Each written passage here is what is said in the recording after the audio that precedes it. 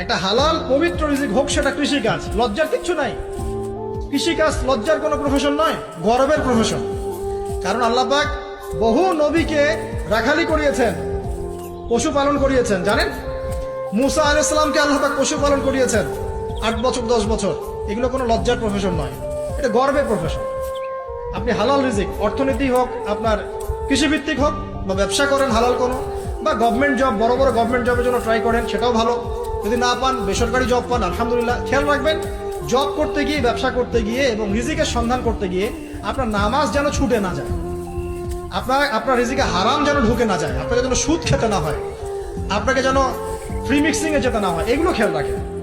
খেয়াল রেখে একটা হালাল রিজিকের সোর্স আগে বের করেন। প্রয়োজন উদ্যোক্তা হন, নতুন কিছু উদ্যোগ গ্রহণ করেন, উদ্যোক্তা হয়ে নিজে কিছু প্রতিষ্ঠা করে দেখান, এমন কিছু করেন। এরপরে আপনি বিয়ের ফিকিরটা করেন। রিজিকের ব্যবস্থাটাকে করে নেন, তারপরে ওদিকে যান। আপনার আপন ভাই হিসেবে আমি কথাগুলো বলছি, মনে করেন।